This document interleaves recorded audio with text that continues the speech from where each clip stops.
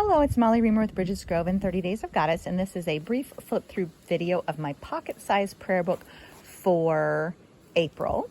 And the pocket-sized prayer books are anytime use, any month use, and they are all available at Amazon.com. So if you just look for 30 Days of Goddess there, you can order a pocket-sized prayer book and use it at any time. On the cover, I put a sticker that I got from Amanda Fall of the Phoenix Soul, and on the back cover, I have a spring-themed sticker from Water of Whimsy, Reagan. And so then on the inside, I had my Persephone Story Goddess Oracle card. These are the Story Goddess Oracle is a progressive deck we are building with our Goddess Magic community on Patreon throughout 2023. So that is patreon.com/goddessmagic, and you get a new color your own card every single Wednesday. So by the end of the year, you'll have a deck of 52 cards. This was on the envelope from Kelly Lincoln, and I cut it out.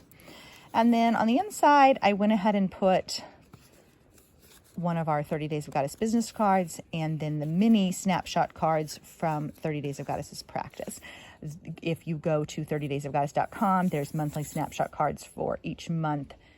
Well, each month, there's each month since February. So there's February, March, April, and May snapshot cards available. I did not think of the idea until February, so there is not a set for January, but otherwise there will be a set for every month of this year.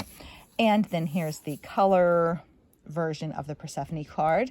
And as I shared before, we got that done as a surprise for our Goddess Magic people and then sent that out as a postcard magic mail to them for a surprise. But they should have all gotten it by now, so I'm not spoiling the surprise by showing it.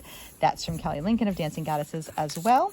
This particular prayer book, pocket-sized prayer book, what I have been doing for much of the year so far is using my big prayer book for my daily writing and art, and then the pocket-sized prayer book I was using as a dedicated prayer book dedicated to a specific goddess. So, for example, in February, I dedicated my pocket-sized prayer book to Bridget. In March, it was to Inanna. I was going to do Persephone, but I ended up choosing Inanna because of a powerful call to work with her that I couldn't ignore. And then I realized that basically I was expecting too much writing of myself for each day.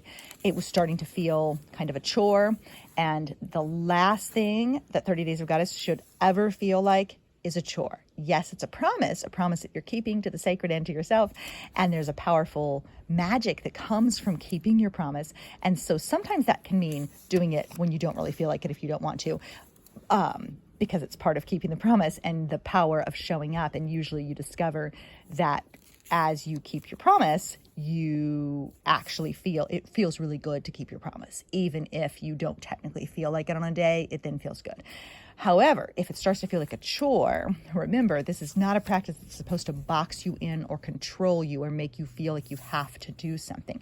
So there's kind of a tender line between keeping your promise and like making yourself stressed out. And I'm not always great at that tender line, navigating that tender line. So what I realized one day was I felt like I was trying to write too much, and that basically suddenly having to write a dedicated prayer to a specific goddess and then writing another prayer in my other book and then I usually write 3 or 4 affirmations or brief little tiny prayers for the day.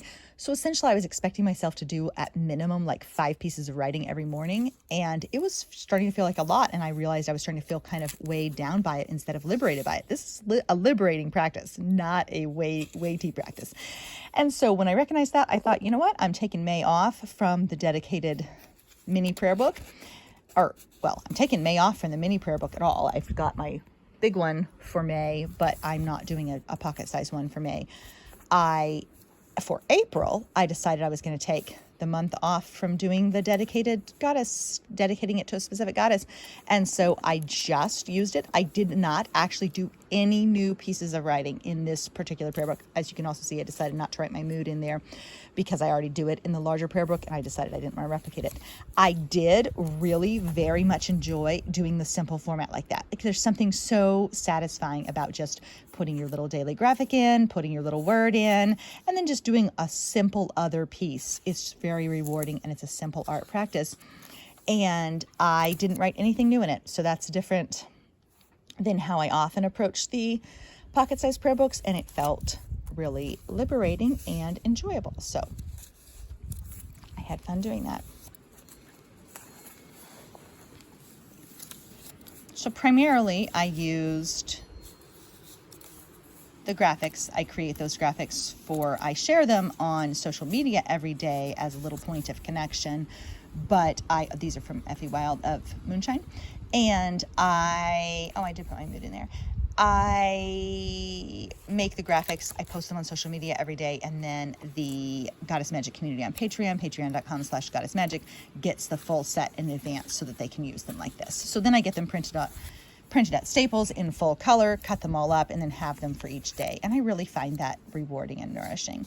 So a daily practice by itself can simply be having these little prayer card sets, having these little prayers, and just sitting for a few minutes in the morning, bearing witness to life as it unfolds, and then reading the affirmation or the prayer or the graphic for the day and just letting it kind of soak into you. That can be a powerful daily practice just by itself without needing to make it more complicated or bigger. Also, lighting a candle, sitting with your hand on your heart. These are cards from Living the Questions that I also started making for the Living the Questions class, and so I added those. Went to a LGBTQ Rala event that my sister organized, and so I picked up a little Love is Love sticker to add. Another Living the Questions graphic.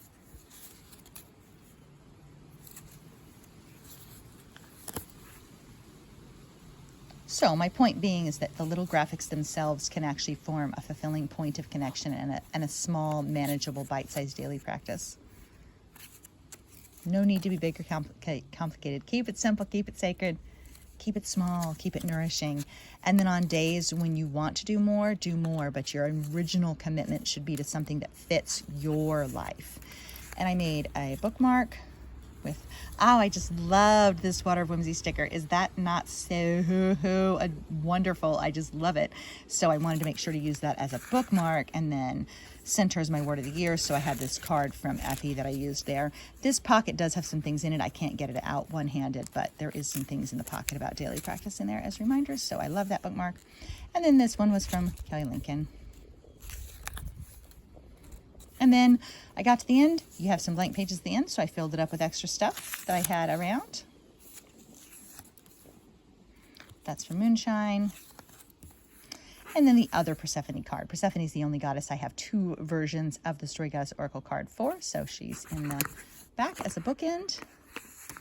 And then another business card from 30 Days of Goddess.